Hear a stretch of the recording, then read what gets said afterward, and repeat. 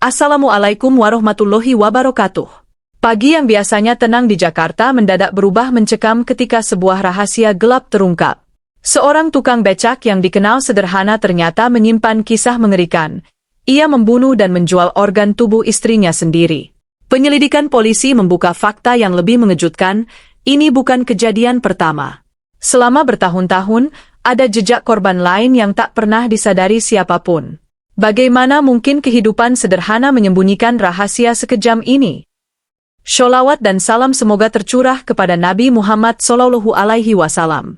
Sebelum menyimak kisah ini, mari kita bersholawat sejenak. Semoga hati kita diberi ketenangan dan hidayah oleh Allah. Pagi itu, suasana di sebuah gang sempit di pinggiran Jakarta berubah menjadi sangat ramai. Biasanya, gang itu hanya dipenuhi suara pedagang sayur yang lewat, anak-anak yang berangkat sekolah, dan warga yang menyapu halaman rumah mereka. Namun hari itu berbeda. Beberapa mobil polisi berhenti di ujung gang. Garis polisi kuning dipasang di depan sebuah rumah petak kecil. Warga berkerumun dengan wajah penuh rasa ingin tahu dan ketakutan. Dari mulut ke mulut, sebuah kabar mengerikan mulai menyebar. Seorang perempuan ditemukan tewas di dalam rumahnya sendiri. Bukan hanya itu, kondisi tubuhnya membuat siapapun yang mendengarnya merasa merinding. Perempuan itu bernama Rini. Ia tinggal di rumah petak sederhana bersama suaminya, Hasan, seorang tukang becak yang sehari-hari mangkal di dekat pasar. Rumah mereka kecil, berdinding papan tua yang sudah mulai lapuk.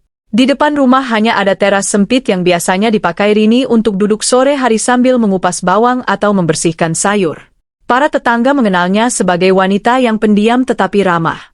Ia sering menyapa orang yang lewat dengan senyum kecil. Karena itulah, kabar kematiannya membuat banyak orang tidak percaya. Apalagi ketika polisi mengatakan ada sesuatu yang tidak wajar pada tubuhnya. Salah satu warga yang pertama kali mengetahui kejadian itu adalah Pak Budi, tetangga yang tinggal tepat di seberang rumah Rini. Pagi itu, ia berniat meminjam tangga milik Hasan untuk memperbaiki atap rumahnya yang bocor. Sejak subuh, ia tidak melihat Hasan keluar rumah seperti biasanya. Biasanya, Hasan sudah berangkat menarik becak sebelum matahari terbit. Karena merasa heran, Pak Budi mengetuk pintu rumah mereka. Tidak ada jawaban. Ia mengetuk lagi, kali ini lebih keras. Namun tetap saja tidak ada suara dari dalam. Pintu rumah itu ternyata tidak terkunci. Saat Pak Budi mendorongnya sedikit, pintu itu terbuka dengan bunyi berderit pelan. Begitu masuk ke dalam, Pak Budi langsung mencium bau yang aneh. Bukan bau busuk seperti bangkai, tetapi bau yang membuat perutnya terasa tidak enak. Ruangan rumah itu kecil dan agak gelap karena hanya ada satu jendela. Di tengah ruangan, ia melihat sesuatu yang membuat tubuhnya langsung kaku. Rini terbaring di lantai dengan posisi miring. Matanya tertutup, wajahnya pucat. Awalnya Pak Budi mengira perempuan itu pingsan. Ia mendekat dengan langkah pelan sambil memanggil namanya. Bu Rini, Bu Rini, namun tidak ada jawaban. Ketika ia melihat lebih dekat, barulah ia menyadari sesuatu yang membuatnya mundur dengan wajah pucat. Pak Budi keluar rumah dengan langkah terhuyung. Ia berteriak memanggil warga sekitar. Beberapa orang segera datang, namun mereka berhenti di depan pintu setelah melihat ekspresi wajah Pak Budi yang ketakutan. Tidak lama kemudian, seseorang menelepon polisi. Dalam waktu singkat, berita itu menyebar ke seluruh kampung. Warga mulai berkumpul di depan rumah petak itu, berbisik-bisik dengan suara pelan. Ada yang menutup mulut karena kaget, ada pula yang tidak berani melihat ke dalam rumah. Semua orang bertanya-tanya hal yang sama, apa yang sebenarnya terjadi di dalam rumah kecil itu? Dan yang lebih mengkhawatirkan lagi, di mana Hasan, suami Rini, berada pagi itu. Tidak lama setelah laporan masuk, beberapa mobil polisi tiba di lokasi.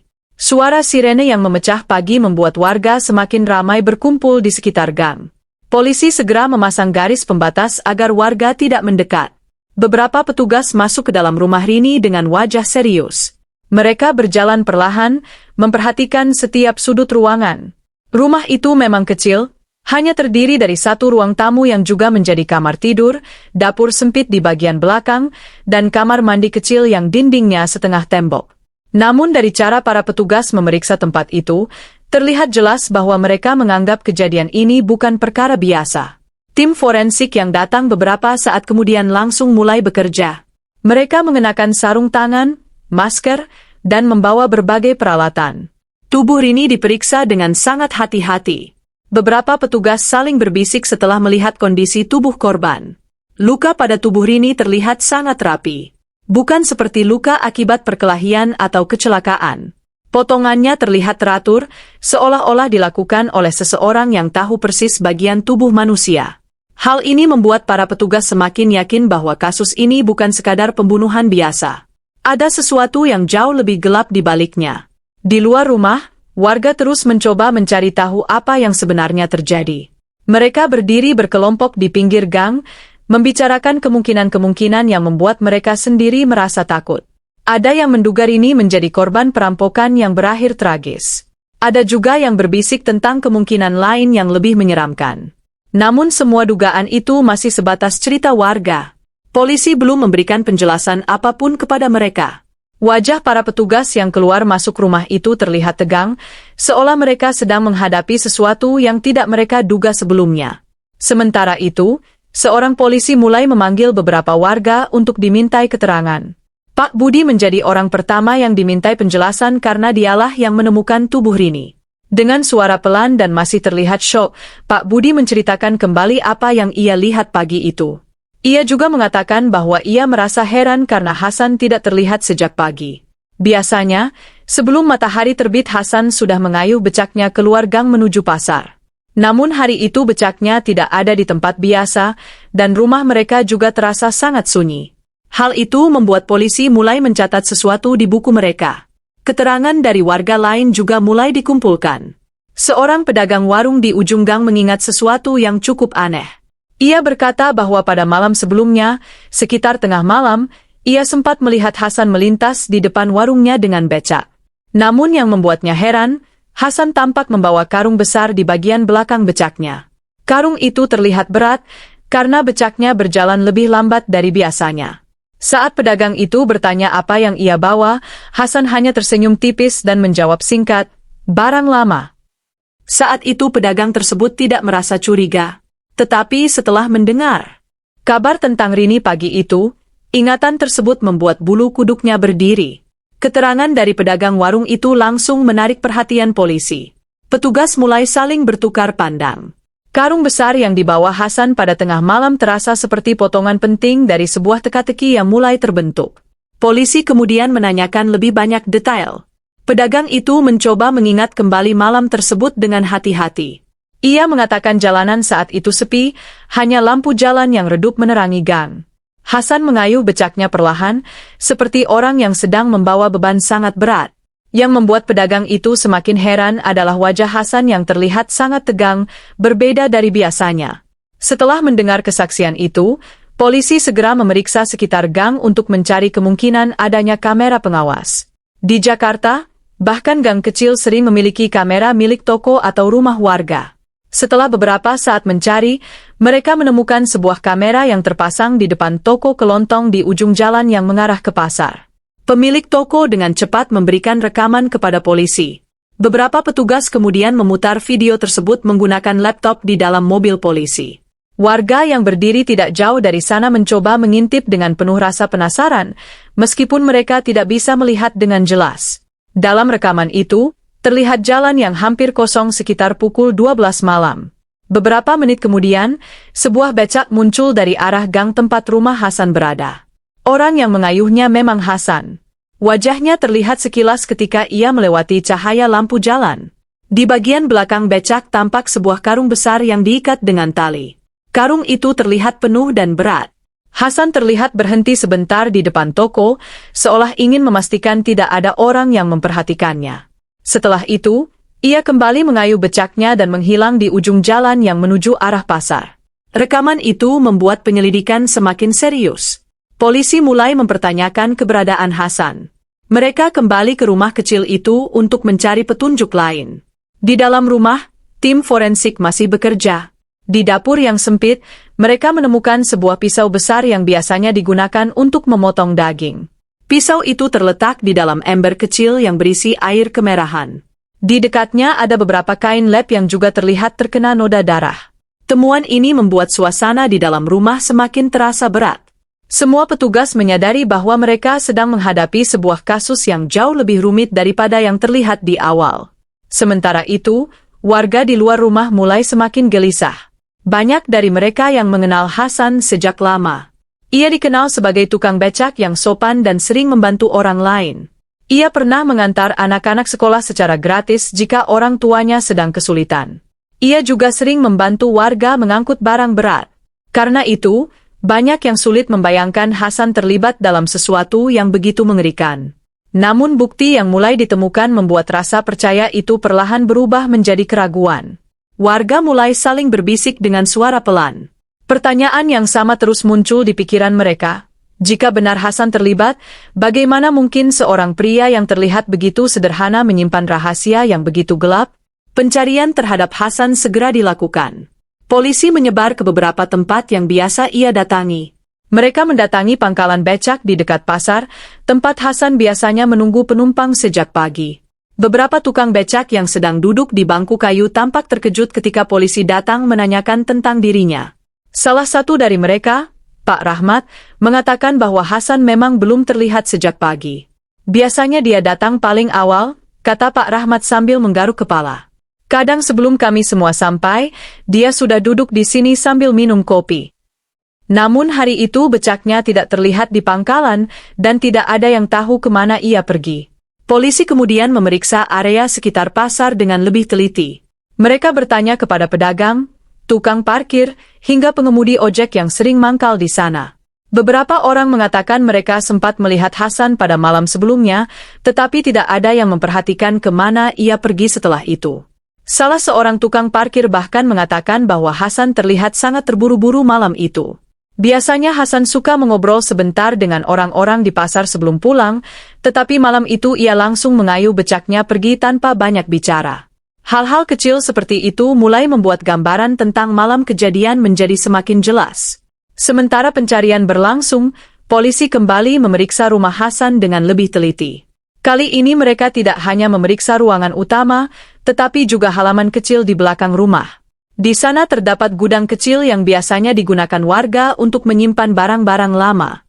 Pintu gudang itu terlihat tertutup rapat. Saat dibuka, bau yang aneh langsung tercium oleh para petugas. Di dalam gudang terdapat beberapa kotak plastik besar yang tertutup rapat. Ketika salah satu kotak dibuka, para petugas terdiam beberapa saat. Temuan di dalam kotak itu membuat mereka semakin yakin bahwa kasus ini jauh lebih mengerikan dari yang mereka bayangkan. Beberapa barang yang ditemukan di gudang itu segera diamankan sebagai barang bukti. Polisi juga menemukan beberapa kantong plastik medis, sarung tangan sekali pakai, dan peralatan yang tidak biasa dimiliki oleh orang biasa. Semua benda itu disusun rapi di dalam sebuah lemari kayu tua. Hal ini membuat para penyidik semakin curiga bahwa semua ini bukan tindakan yang dilakukan secara tiba-tiba. Seolah-olah seseorang sudah menyiapkan semuanya sejak lama. Sementara itu, berita tentang temuan tersebut mulai menyebar di antara warga yang menunggu di luar garis polisi. Wajah mereka terlihat semakin tegang dan ketakutan. Menjelang sore, sebuah kabar baru datang dari salah satu tim polisi yang sedang berpatroli di sekitar terminal kecil tidak jauh dari pasar. Mereka menemukan seorang pria yang tampak duduk sendirian di bangku kayu dekat deretan becak kosong. Pria itu terlihat lelah dan menunduk sejak lama. Ketika polisi mendekat, mereka langsung mengenalinya. Pria itu adalah Hasan. Bajunya kusut dan wajahnya terlihat pucat. Ia tidak mencoba melarikan diri ketika polisi memanggil namanya. Ia hanya mengangkat kepala perlahan, menatap para petugas dengan mata yang tampak kosong, seolah sudah tahu bahwa cepat atau lambat semua ini akan berakhir. Hasan langsung dibawa ke kantor polisi untuk diperiksa lebih lanjut. Sepanjang perjalanan, ia hampir tidak berbicara sepatah kata pun. Ia hanya duduk diam di kursi belakang mobil polisi, menatap keluar jendela dengan wajah kosong. Beberapa polisi yang duduk di depannya mencoba memperhatikannya dengan seksama. Mereka ingin melihat apakah pria itu menunjukkan tanda-tanda penyesalan atau ketakutan. Namun yang terlihat justru sesuatu yang berbeda, sebuah kelelahan yang sangat dalam, seolah Hasan sudah terlalu lama memikul sesuatu yang berat di dalam hidupnya. Di ruang pemeriksaan, Hasan duduk di kursi dengan kedua tangan berada di atas meja. Seorang penyidik membuka berkas yang berisi foto-foto dari rumahnya, termasuk barang-barang yang ditemukan di gudang belakang. Pada awalnya Hasan masih mencoba menjawab dengan singkat. Ia mengatakan bahwa ia tidak tahu apa-apa tentang kematian istrinya. Ia juga mengaku tidak mengerti mengapa polisi mencurigainya. Namun ketika penyidik menunjukkan rekaman kamera yang memperlihatkan dirinya membawa karung besar di becaknya pada tengah malam, wajah Hasan perlahan berubah. Nafasnya terdengar semakin berat. Beberapa menit kemudian, Hasan akhirnya menundukkan kepala. Ruangan itu menjadi sangat sunyi. Lalu dengan suara pelan, ia mulai berbicara. Ia mengaku bahwa semua yang terjadi memang berkaitan dengannya.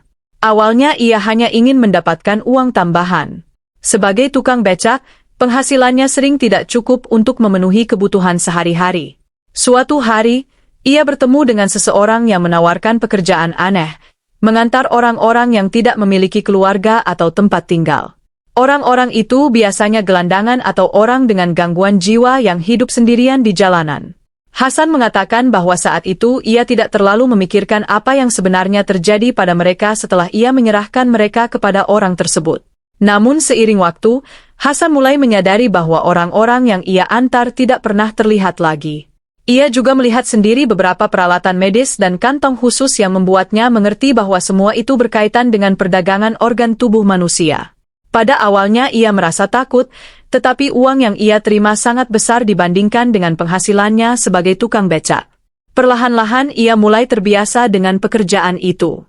Sampai suatu hari, istrinya, Rini, mulai merasa curiga dengan perubahan sikapnya. Rini sering bertanya dari mana Hasan mendapatkan uang yang tiba-tiba lebih banyak. Ketika Rini mengatakan bahwa ia ingin melaporkan sesuatu yang aneh itu kepada orang lain, Hasan panik. Dalam ketakutan dan kebingungan, ia melakukan sesuatu yang tidak pernah ia bayangkan sebelumnya. Pengakuan Hasan membuat para penyidik di ruangan itu terdiam. Kasus ini ternyata bukan hanya tentang satu pembunuhan, tetapi tentang kemungkinan adanya jaringan perdagangan organ yang jauh lebih besar. Polisi segera memperluas penyelidikan untuk mencari orang-orang lain yang mungkin terlibat. Sementara itu, kabar tentang pengakuan Hasan menyebar dengan cepat dan membuat warga Jakarta gempar. Banyak orang tidak menyangka bahwa seorang tukang becak yang terlihat sederhana bisa menyimpan rahasia yang begitu kelam selama bertahun-tahun. Bagi warga di gang tempat Hasan tinggal, kejadian itu menjadi pelajaran pahit bahwa kadang-kadang, kegelapan terbesar bisa tersembunyi di balik kehidupan yang terlihat paling biasa. Semoga kisah ini menjadi pengingat bagi kita semua.